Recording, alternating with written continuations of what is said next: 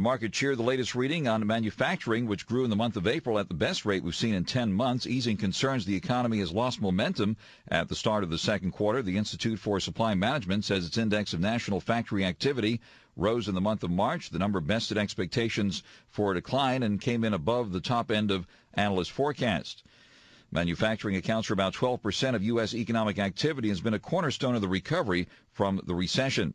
Well, it's a different story here in California, though. Jack Stewart is with us now, the president of the California Manufacturers and Technology Association.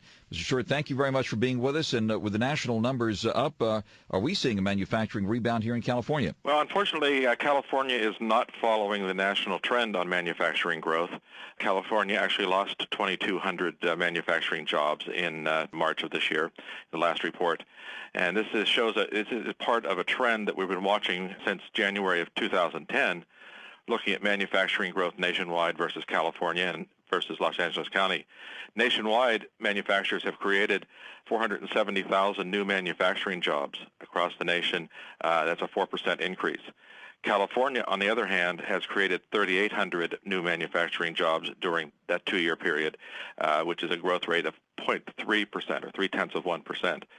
And the Los Angeles Metropolitan Statistical Area has actually done a little worse than that. They have actually lost 3% of the manufacturing jobs, or 11,500 jobs, in the last 2 years and 3 months. See it tonight, read about it tomorrow, but hear it now in the KNX Business Hour. We're speaking to Jack Stewart with the California Manufacturers. Mr. Stewart, let me ask you this then. What's happening here in California with the manufacturing jobs being lost? And tell us what's going on here. You know, first of all, California has led the nation in manufacturing jobs for the last 35 years. We have been the nation's #1 manufacturing state. Unfortunately, we're seeing other states like Texas nipping at our heels right now. And the problem is there's a very high risk for manufacturers to invest in California. California is a high-cost state to begin with, and our future, because of our budget situation, our pension situation, ideas like high-speed rail, all say to manufacturers, if you invest here, you're going to be on the line for a lot of costs that you're not going to have to pay in other states. And what's happening is manufacturers saying, well, let's bypass California for now until they get their problem settled, and let's put our investment some other place.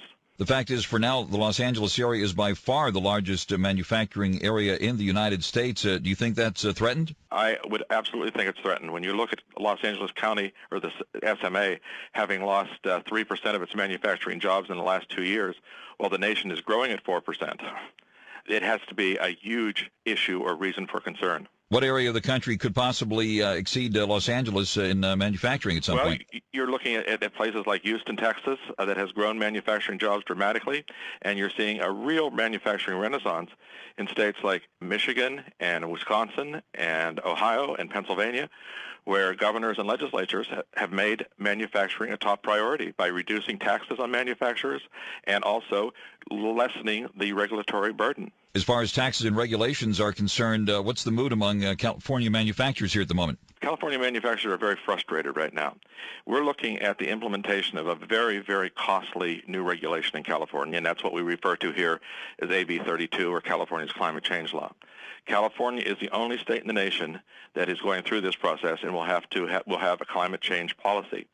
We're looking at somewhere in the neighborhood of $10 to $20 billion in new costs for manufacturers over the next 8 to 10 years as we implement this law, a cost that other states and other manufacturers in other states will not have to absorb.